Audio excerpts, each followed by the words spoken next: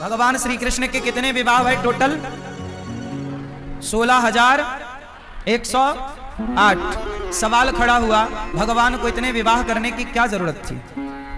तो सुनो, ये बताओ कि आप लोग कितना विवाह कर सकते हैं? आपकी क्षमता बताओ। आप लोग कितने विवाह कर सकते हो? आप 2। अभी हुआ कितना है? ये चश्मा वाले भैया का, आपका 1 हुआ, 1 और करना है। बताएंगे तुम्हारी घरवाली से, ये तुम 2 विवाह का कह रहे हो। सुनो मैया, मैया ओ लाल मैया, काय खड़े होके पंखा झलका रही हो मेरी माँ? बैठ लो मेरी मैया, सुनो अब शांति से। मैया ओ हरी मैया, इधर चली मैं उधर चली, पता नहीं मैं किधर चली। बैठ जाओ मेरी माँ। अच्छा सुनो, आप लोगों को मौका मिले तो आप कितने विवाह कर सकते हो? उत्तर दो, बताओ। आपकी यदि 100 पत्नियां हो, माना कि, तो क्या 100 पत्नियों को आप रखने की, खिलाने पिलाने की व्यवस्था कर सकते हो? बोलो, आपसे संभल पाएंगी 100 पत्नियां? उत्तर दो। यदि आपकी 100 पत्नियां हो तो क्या संभाल पाओगे? ना संभल रही? सोचो, आपके 100 पत्नियां हो जाएं तो आप 100 नहीं संभाल पाओगे। अरे 100 की क्या कहें, 5 हो जाएं तो 5 ना संभलेंगी। लेकिन भगवान ने 16,108 पत्नियां संभाली, सबके गर्भ से 10-10 बच्चे पैदा हुए और एक बेटी छोरी पैदा हुई। 10-10 छोरा एक पत्नी से और एक छोरी। अब बताओ, इतना शक्ति, इतना पावर किसके पास हो सकता? कोई मनुष्य के अंदर होगा? केवल भगवान। भगवान ने इतने सारे विवाह करके ये सिद्ध कर दिया कि ये केवल भगवान हैं, भगवान ही कर सकते हैं, कोई इंसान के बस का नहीं। प्रिय भक्तों, भगवान हर पत्नी के साथ रहते भी हैं, ऐसा नहीं कि आज इसके साथ हैं तो उसके साथ ना हो। नारद जी ने देखा कि भाई क्या भगवान सबके साथ रहते हैं? बोले हाँ, सबके साथ रहते हैं। एक समय पे भगवान सबके साथ, ये अनेक रूप बनाकर भगवान सबके साथ लीला कर रहे हैं, यही भगवान है। भगवान की एक कथा है, भक्त की। कृष्णस्यासीत सखा कश्चित, ब्राह्मणो ब्रह्मवित्तमः, विरक्त इंद्रियार्थेषु, प्रशांतात्मा जितेन्द्रियः। भगवान के एक परम मित्र हुए, नाम है सुदामा। ए मैया, अरे बैठ जा, सुनो। ओ बहन, ये मोबाइल वाली बहन को बुला। अब जहां जो बैठा ना, अपना डिस्टर्ब करो। अब शांति से बस बैठो आप भी और सुनो। सुनो ध्यान से। भगवान श्री कृष्ण के एक मित्र हैं, नाम है सुदामा। क्या नाम है भगवान के मित्र का? सुदामा। सुदामा के पिता का नाम क्या है? धर्माध्वरी। धर्माध्वरी सुतः सुदामा। सुदामा जी के पिता का नाम क्या है? धर्माध्वरी। सुदामा जी की पत्नी का नाम क्या है मैया? क्या नाम है? माता सुशीला। सुदामा जी की पत्नी बड़ी अच्छी है। कुचैलम मलिनम क्षामम, ध्वजम धमनि संततम। सुदामा जी फटे पुराने कपड़े मिल जाएं वही धारण कर लेते। सुदामा जी की कोई इच्छाएं नहीं थी, कामनाएं नहीं थी, हर परिस्थिति में प्रसन्न रहना जानते थे सुदामा जी। भिक्षा मांग कर लाते, जो मिल जाता खाते। कई दिन तो ऐसा भी दिन आता कि सुदामा जी के घर में चूल्हा नहीं जलता था। गरीबी सिर चढ़ के बोल रही थी। आप बताओ, इस संसार का सबसे भयंकर रोग क्या है? बताओ, इस संसार का सबसे बड़ा रोग है गरीबी। देने वाले किसी को गरीबी न दे, जान ले ले मगर बदनसीबी न दे। सबसे बड़ा रोग है गरीबी। सुदामा जी को वही रोग लगा है। कुछ लोग कहते हैं सुदामा गरीब है, चलो पैसे का अभाव तो है ही, रोटी तो है ही अभाव, लेकिन सुदामा को दूसरी दृष्टि से देखा जाए तो सुदामा बहुत अमीर है। कैसे? अरे जिसका मित्र कृष्ण है, जिसका परम धन कृष्ण हो, वो गरीब कैसे हो सकता है? तो जिसका धन ही कृष्ण हो, वो गरीब कैसे? तो एक दृष्टि तो कहती है कि सुदामा गरीब है, आर्थिक दृष्टि कहती है, पर एक दृष्टि कहती है कि ना जी सुदामा बड़े अमीर हैं। यदि सुदामा जैसी गरीबी में कृष्ण मिलते हैं तो हमें ऐसी गरीबी मंजूर है। सुदामा जैसी गरीबी में कृष्ण मिलते हो तो हमें ऐसी गरीबी मंजूर है। क्या बताएं साहब, आप बताओ, आपने सुदामा जी की कथा तो सबको पता है, चलो बताओ सुदामा जी गरीब क्यों बने? पता है सुदामा गरीब हैं, इसकी भी एक कथा है कि वो गरीब क्यों है, कहो तो सुना दूं। मैया सुनाओ मेरी मां, क्या है? मुंह चला रही है मैया, शब्द कुछ नहीं निकल रहे हैं, बुद्धू बना रही है मैया। सुनो, सुदामा जी गरीब क्यों बने इसकी भी एक कथा है, वो कथा सुनो। सुदामा जी, एक समय की बात है जब सुदामा जी पढ़ने के लिए उज्जैन गए और वहीं पर भगवान कृष्ण से इनकी मित्रता हुई। सुदामा कृष्ण के कौन से मित्र हैं? बचपन के मित्र नहीं है, गुरुकुल के मित्र हैं। स्कूल, आपका एक मित्र है गांव का, गली का, और एक मित्र होते हैं स्कूल के, जो हमें स्कूलों में मिलते हैं। तो सुदामा जी कहां के मित्र हैं? गुरुकुल के। ये घटना है उज्जैन की, क्योंकि भगवान कृष्ण का गुरुकुल कहां था? उज्जैन, सांदीपनि गुरु। एक दिन की घटना है कि उज्जैन में बाबा महाकाल भगवान शंकर के मंदिर के बाहर कोई गरीब महिला भीख मांगती रहती थी। एक गरीब महिला थी, वो भीख मांगती थी और उसी भीख से अपना पालन पोषण करती थी। कोई मंदिर दर्शन करने आए तो वो महिला को भीख में कोई चावल देकर जाए, कोई चने देकर जाए, कोई फल देकर जाए, कोई पैसा देकर जाए, उसी से वो बूढ़ी अम्मा अपना गुजारा करती थी।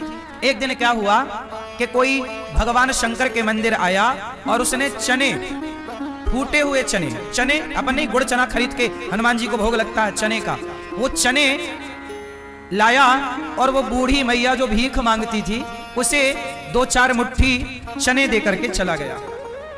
मैया को चना बड़े पसंद थे, भीख मांगने वाली मैया को चने मिले, उसने कहा कि मैं ये चने कल खाऊंगी नाश्ते में सवेरे, छिपरा नहा के। तो पोटरी बनाई और चने को तकिया के नीचे रख लिया, और भिखारी लोग तो मंदिर में ही सोते हैं, बाहर वहीं रहते, वहीं सोते, वहीं सब उनका सब घर गृहस्थी वही है।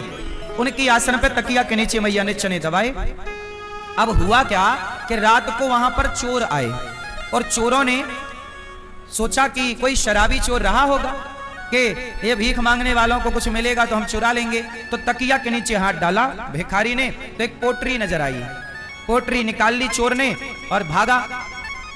खोल कर देखा तो उसमें चने, चोर ने पोटरी बांधी, बोली चने हैं हमारे किसी काम का नहीं। चने फेंक दिया चोर ने दूर। संयोग से वो चने जाकर के कहां गिरे? गुरुकुल में। भगवान कृष्ण और सुदामा जिस गुरुकुल में पढ़ते थे वहां गुरुकुल के आंगन में वो चने गिरे। ऐसा फेंका सड़क से, बाउंड्री को उस तरफ गुरुकुल था, गुरुकुल में जाके गिरे। चोर तो चला गया। अब जैसे ही वो चने गुरुकुल में पहुंचे तो वहां गुरु माता पानी भर के आ रही थी, तो उनकी नजर पड़ी पोटरी पर, तो खोल कर देखा, बोले ये चने हैं। गुरु माता को लगा कि किसी बच्चे ने चने फेंके हैं। गुरु माता को लगा, सांदीपनि जी की पत्नी को लगा किसी बच्चे ने चने फेंके। उस समय भगवान कृष्ण और सुदामा दोनों जंगल की लकड़ी काटने जा रहे थे। वो समय देखो संयोग, गुरु माता का आना और भगवान कृष्ण और सुदामा का जंगल लकड़ी काटने जाना। तो गुरु माता ने रोका, कन्हैया रुको, ये चने तुम ले लो, तुम्हें रास्ते में भूख लगे तो चने खा लेना। अब देखो वो गरीब भीख मांगने वाली माता के चने अब किसके पास आ गए? भगवान कृष्ण के पास। चलो भगवान तो चले गए चने लेकर, आधे चने कहा कि सुदामा खा लेना, आधे चने कृष्ण खा लेना। चलो ये हो गया बंटवारा। जब सवेरे वो भीख मांगने वाली मैया जागी और उसने देखा तकिया के नीचे कि मेरे तो चने गायब हैं, वो समझ गई कि मेरे चने चोरों ने चुरा लिए। तो बूढ़ी माता ने, उस भिखारिन मैया ने श्राप दे दिया कि जो भी मेरे चने खाएगा वो मेरी तरह भिखारी हो जाएगा, मेरी तरह गरीब हो जाएगा, मेरे चने जो खाएगा। अब सोचो वो चने हो गए श्रापित। क्या हो गए? अब भगवान श्री कृष्ण गए जंगल, लकड़ी काटने लग गए। भगवान ने कहा कि सुदामा चलो भूख लगी है, माता ने जो चने दिए हैं चलो खाते हैं। सुदामा जी तीनों कालों की बात जानते थे। सुदामा जी समझ गए कि ये चने श्रापित चने हैं, कन्हैया खाएगा गरीब हो जाएगा। तो सुदामा ने कहा कन्हैया तुम जब तक स्नान करो हम चने तैयार करते हैं तुम्हारे लिए।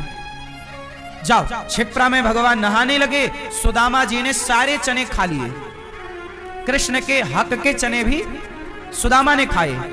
अब कुछ लोग कहते हैं कि सुदामा ने चने चोरी से खाए इसलिए गरीब बने। नहीं, सुदामा ने चने इसलिए खाए। अच्छा, सुदामा को जब पता लग गया कि इन चनों में श्राप है तो सुदामा ने चने फेंक क्यों नहीं दिए? भाई फेंक भी तो सकते थे, पर सुदामा जी ने कहा कि यदि मैं चने फेंक दूंगा तो चने भगवान ने स्पर्श कर लिए हैं, भगवान के हाथ में चने थे, तो भगवान जिसे स्वीकार कर लें वो तो प्रसाद हो जाएगा ना। और सुदामा को लगा कि प्रसाद फेंकने का विधान सनातन धर्म में नहीं है। प्रसाद का तात्पर्य क्या है? राणा ने विष दिया, मीरा को पता था कि ये जहर है, पर दिया इसलिए ये कहकर दिया कि ये प्रसाद है। तो मीरा ने वो प्रसाद मानकर जहर पी लिया, राणा ने विष दिया, मानो अमृत पिया। मीरा रानी दीवानी कहाने लगी और वो तो गली गली हरि गुण। वो जहर भी क्या बन गया? अमृत बन गया।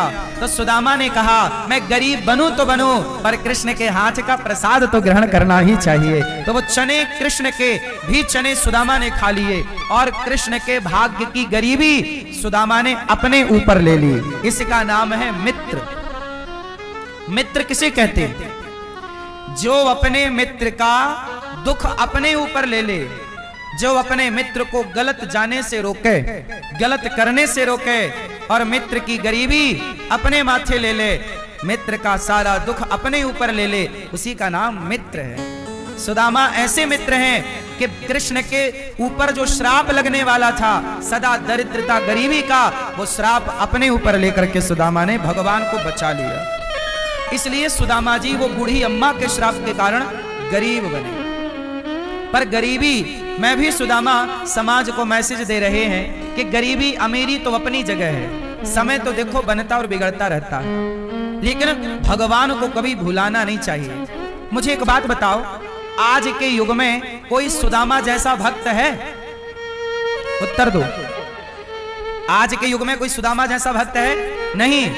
आज सुदामा जैसा प्रेम नहीं है, सुदामा जैसी भक्ति नहीं है, पर सुदामा ने कोई डिमांड नहीं की कृष्ण से। आज के लोग तो केवल भगवान से मांगते रहते हैं, भिख मंगों की तरह, हे भगवान ये दे दो, ये दे दो, ये दे दो। सुदामा ने क्या मांगा बताओ? सुदामा ने कृष्ण से कुछ मांगा? अरे मांगते तो क्या कन्हैया मना कर देते? नहीं मांगा। उत्तर दो, क्यों नहीं मांगा? सुदामा जानते हैं, देखो गरीबी हो, भगवान करे किसी को गरीबी ना हो, पर गरीबी है तो समझ लेना कि यह ईश्वर की परीक्षा है। यह ईश्वर की। एक बात बताओ, जब घोड़े की रेस लगती है तो घोड़े पर सवार घुड़सवार घोड़े पर चढ़ करके घोड़े का मालिक घोड़े को चाबुक से मारता है कि नहीं? बोलो हाँ। बताओ क्यों मारता है?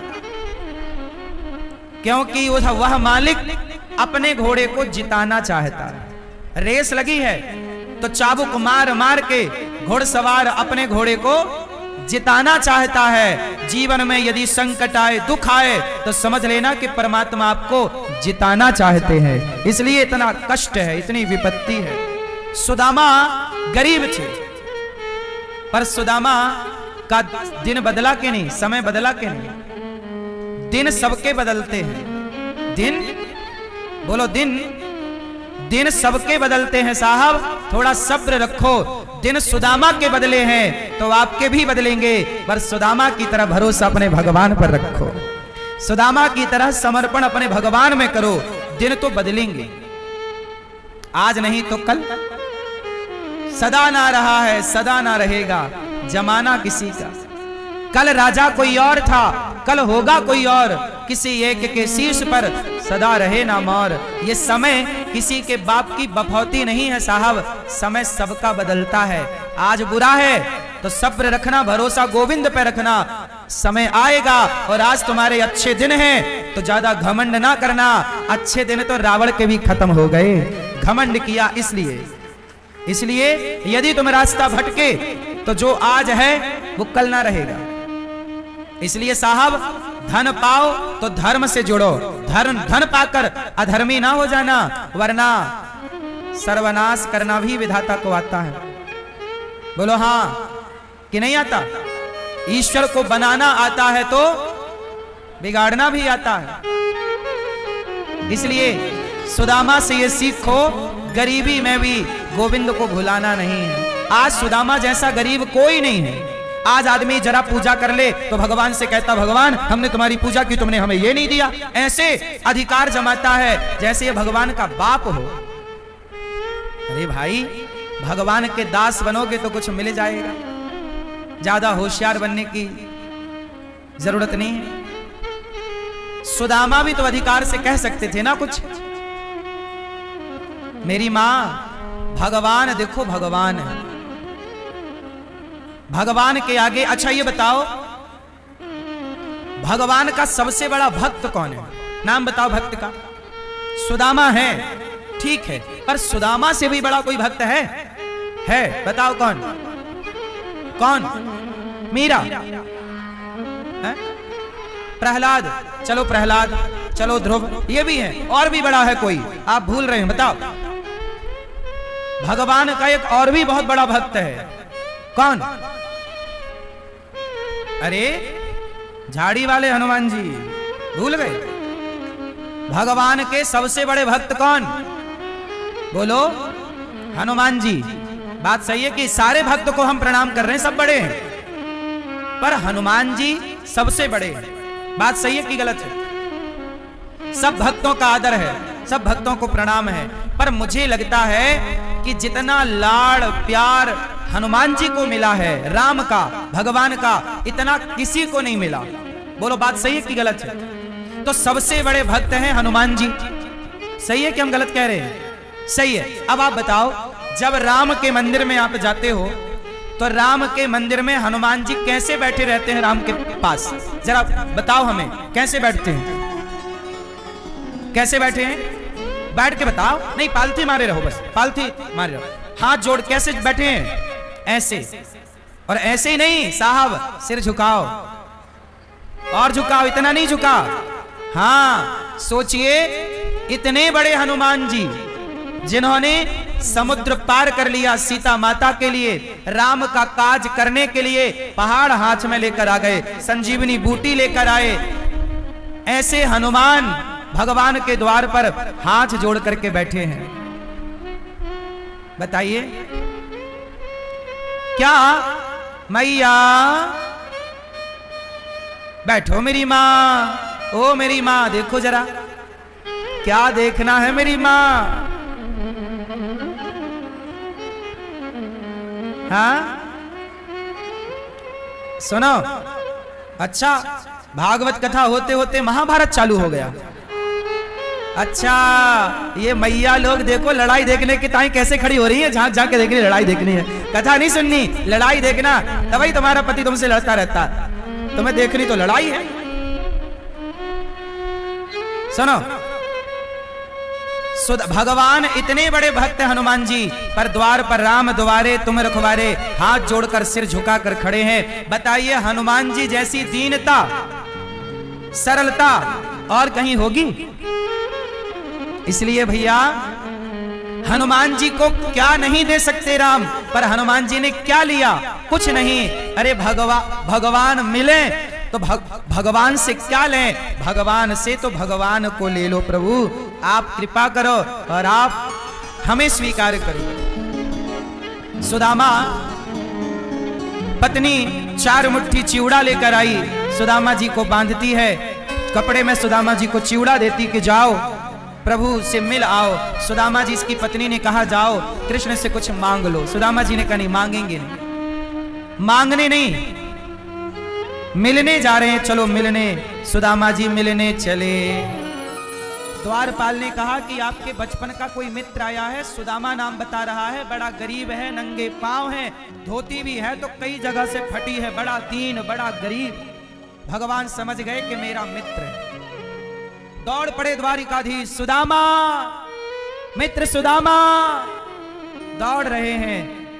रुक्मणी जी घबराई कि भैया कभी ब्रह्मा आए तो ऐसे ना दौड़े, कभी स्वर्ग के राजा आए तो ऐसे ना दौड़े।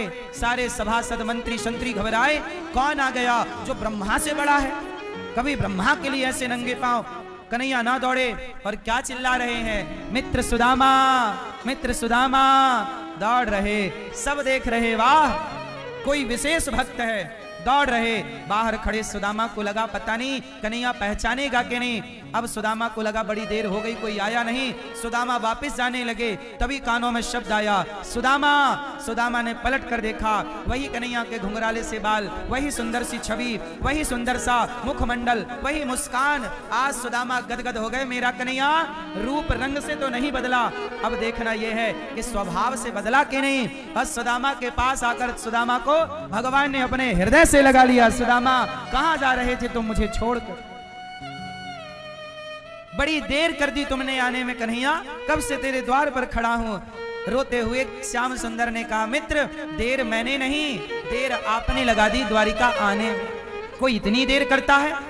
ले गए भगवान श्री कृष्ण को, ले गए भगवान श्री कृष्ण, मित्र चल तुझे अपनी आसन पर बिठाऊं, तेरा सम्मान स्वागत करूं। सुदामा बोले, कन्हैया बस दर्शन है गयो, दर्शन करवे की ताई आयो, अब आज्ञा दे लाला, अब मुझको जानो है। तेरी भाभी घर में कब से अकेली है, पता नहीं घर में रोटी बनी होएगी कि नहीं, बच्चे खाए पिए होंगे कि नहीं। भगवान श्री कृष्ण बोले, मित्र इतने दूर आए हो तो हमारी सेवा तो स्वीकार करो, हम आपको कुछ देना चाह रहे हैं। सुदामा बोले, कन्हैया तू मुझे देना चाहता है? अरे कन्हैया तूने भरी सभा में, समाज के बीच में, जो तूने मुझे गले से लगाकर जो मुझे दे दिया, जो लोग मुझे भिखारी भिखमंगा कहते थे, आज तूने गले लगाकर मुझे जो इज्जत दे दी, सम्मान दे दिया, ये किसी दौलत से कम नहीं है मित्र। तूने मेरा मान बढ़ा दिया, तूने मेरा सम्मान बढ़ा दिया लाला, इससे बड़ी दौलत और का है सके। सुदामा को भगवान ले गए, अपने आसन पर बिठाए। रुक्मणी अम्बा से कहा, रुक्मणी माँ से कहा जरा जल लाओ। रुक्मणी माँ ने जरा देर लगाई, तब भगवान ने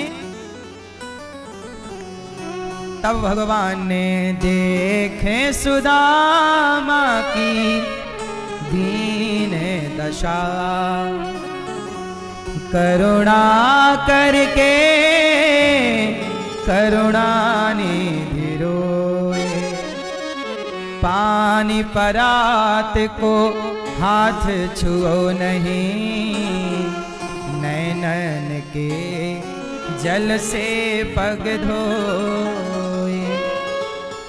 भगवान ने नेत्रों के जल से सुदामा के पांव धोए और कहा, मित्र तुमने बड़ा कष्ट उठाया है यहाँ आने में। मित्र तुम्हारे देखो पांव में कितने कांटे चुभे हैं, देखो जरा मेरा भगवान मेरा कन्हैया कितना बड़ा है, द्वारिका का राजा है। ब्रह्मा भी हाथ जोड़ के स्तुति करें तो ब्रह्मा भी जिनके आगे थर थर थर थर कांपे। इंद्र जैसों का अभिमान तो भगवान चुटकी में मिला दें गिरिराज जी उठाकर। ऐसे भगवान सुदामा के चरण धो रहे हैं। सुदामा एक ब्राह्मण है और ब्राह्मण के चरण भगवान धुल रहे हैं। याद रखिएगा साहब, सदा अतिथि के, सदा ब्राह्मणों के चरणों के प्रति श्रद्धा बनाए रखिएगा। जब आपकी श्रद्धा ब्राह्मणों के चरणों पर से खत्म हो जाती है, अतिथि के प्रति श्रद्धा समाप्त हो जाती है, तो आपका विनाश स्टार्ट हो जाता है।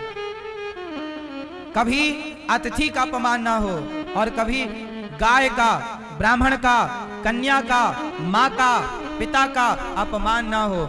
जिस दिन आप माँ का, बाप का, अतिथि का, ब्राह्मण का, कन्या का, साधु का अपमान करेंगे, रावण के बारे में मैं बता चुका। रावण ने जिस दिन विभीषण को लात मार के घर से निकाला, उसी दिन से रावण की उल्टी गिनती चालू हो गई, क्योंकि रावण ने एक भक्त को लात मार के निकाल दिया, वो भक्त जो दिन रात बेचारा राम राम जपता था। इसलिए ब्राह्मण का अपमान, गाय का अपमान कदापि ना हो। भगवान ने सुदामा जी का सम्मान करके बताया कि भगवान का स्वभाव कैसा है। भगवान कहते हैं जो भक्त मुझ पे समर्पित है मैं भी उनमें समर्पित हूं। सुदामा समर्पित थे तो भगवान भी समर्पित हो गए। ऐसे सुदामा जिन पर सदा भगवान की अहेतुकी कृपा है, ऐसे सुदामा गरीब थे, भूखे प्यासे फटे पुराने कपड़े वाले, लेकिन भगवान ने भेद नहीं किया। संसार भले तुम्हें ना पहचाने पर भगवान सदा पहचानते हैं अपने भक्त को। इसलिए जगत हमें पहचाने इसकी होड़ में मत दौड़ना, जगन्नाथ हमें पहचाने ये पर्याप्त है हमारे लिए। हमें आप पहचानो इसकी आवश्यकता हमें नहीं, हमें भगवान पहचाने इसकी प्रार्थना के प्रभु जग भूले तो भूले, जग रूठे तो रूठे, आप ना रूठना। ब्रजवासी एक गीत गाया करते हैं, आप सब कहते हो नजरों से गिराना ना, चाहे जितनी सजा देना, क्यों नजरों से जो गिर जाए मुश्किल है संभल पाए। नजरों से गिराना ना, चाहे जितनी सजा देना, नजरों से जो गिर जाए मुश्किल है संभल पाना। कहते हैं पहाड़ से गिरोगे तो खड़े हो जाओगे, पर नजरों से गिरोगे तो खड़े ना हो पाओगे। इसलिए कहते हैं हे राधा रानी नजरों से गिराना ना, चाहे जितनी सजा देना, नजरों से जो गिर जाए मुश्किल है संभल पाना। नजरों से गिराना ना। हे राधा रानी आप अपनी नजरों से ना गिराना। हे श्याम सुंदर माना कि मैं पापी पतित हूं, पर जैसा हूं आपका हूं। हे नाथ हम पर दया कीजिए, हमें स्वीकार कीजिए। सुदामा को भगवान ने स्वीकार किया। मित्र बताओ भौजाई ने भाभी ने क्या भेजा? पोटरी छिपाने लगे, लगी लाज के पैसे, फटे पुराने कपड़े में चावल। ऐसे राजा को कौन खवाए? चिवड़ा छीन ली भगवान ने, एक मुट्ठी चिवड़ा खाया और दूसरी मुट्ठी खाने लगे। रुक्मणी अम्मा ने हाथ पकड़ लिया, प्रभु सब आप खा लोगे, थोड़ा हमारे लिए छोड़ो। भगवान ने सब दे दिया। एक मुट्ठी चिवड़ा लेते हैं, विश्वकर्मा को बुलाते हैं, भैया आओ मैं सुदामा का ऋणी हो गया। विश्वकर्मा बोले आप किसी के ऋणी नहीं हो सकते, आप भगवान हैं, सारा संसार आपका ऋणी है, आप कैसे ऋणी हो गए? भगवान बोले नहीं विश्वकर्मा जी, सुदामा के बच्चे भूखे थे, सुदामा की पत्नी भूखी थी, सुदामा स्वयं भूखे थे, लेकिन उन्होंने हमारे पेट के बारे में सोचा कि मेरे मित्र को मैं क्या दूंगा, तो चिवड़ा लेकर आए। क्या रास्ते में सुदामा को भूख ना लगी होगी? और कहा जाता है कि सुदामा की पत्नी चिवड़ा उधार मांग कर लाई थी। जब चिवड़ा बांध रही थी तो बच्चे टुकुर टुकुर देख रहे थे, माँ थोड़ा सा चिवड़ा हमें दे दो, माता बड़ी भूख लगी है। बच्चों को कहा नहीं, आज तुम्हारे पिताजी कृष्ण से मिलने जा रहे हैं, ये चिवड़ा कृष्ण के लिए है। अपने बच्चों का पेट काट कर सुदामा ने अपना पेट के बारे में ख्याल ना किया। सुदामा की इस भावना को देखकर भगवान बोले, सुदामा मैं तुम्हारा इस तंडुल का, इस चिवड़े का कभी ऋण नहीं चुका सकता। तुम स्वयं भूखे रहकर तुमने मेरे पेट का ख्याल रखा है, जाओ अब मैं तुम्हारे पेट का ख्याल रखूंगा। सच बताऊं साहब, जो दूसरों के पेट का ख्याल रखता है ना, भगवान उसके पेट का ख्याल रखते हैं। आप अपने पेट की चिंता ना करो, आप किसी दूसरे के पेट की चिंता करो, आपके पेट की चिंता भगवान करने लग जाएंगे। जब आप स्वयं अपनी चिंता करोगे तो भगवान बोलेंगे मैं ये खड़ा, तू कर भैया अपनी चिंता। द्रौपदी जब तक अपनी साड़ी स्वयं पकड़ी रही, भगवान नहीं आए। अर्जुन पे भरोसा था, भगवान नहीं आए। जब द्रौपदी ने कह दिया कि प्रभु अब आपके सिवा कोई नहीं, तब दौड़े हैं। याद रखना भक्तों, इसलिए ये दास अनिरुद्ध इन्हीं सब सिद्धांतों का निष्कर्ष आपको देता है कि सुदामा अपने पेट की चिंता नहीं, कृष्ण के पेट की चिंता करते हैं। वो भले भर पाए ना भर पाए, 4 मुट्ठी चिवड़ा से किसका पेट भरता है? पर भैया मेरी तो हैसियत इससे ज्यादा है ही नहीं ना। सुदामा ने 4 मुट्ठी नहीं दिया, बल्कि सुदामा के पास उस समय टोटल संपत्ति के नाम पर 4 मुट्ठी चिवड़ा ही था। तो सुदामा ने अपना सर्वस्व दे दिया भगवान को। भाई उसके ज्यादा था ही नहीं, उससे ज्यादा था ही नहीं। इसलिए कहता हूं कि गौरी गोपाल आश्रम में वृद्ध माओ का पेट कौन भरेगा? भगवान सबका पेट भरते हैं। पर ये बताओ, हनुमान जी संजीवनी लेकर आए कि नहीं? अच्छा, ना आते तो लक्ष्मण जी तो मर जाते। सच बताओ, हनुमान जी ना जाते, संजीवनी ना लाते तो लक्ष्मण जी मर जाते कि नहीं? जोर से, जोर से। ना मरते, ना मरते। आपको क्या लगता है, संजीवनी बूटी ना लाते हनुमान जी तो क्या कोई ना लाता? भगवान अपना काम किसी से भी करा सकते हैं। आपसे करा सकते हैं, मेरे से करा सकते हैं, हनुमान जी से करा सकते हैं। बोलो हाँ कि ना? बस मेरी मां, राम का काम राम ही करते हैं, पर वो किसी भक्त को माध्यम बनाकर भक्त का यश कीर्ति बढ़ाते रहते हैं।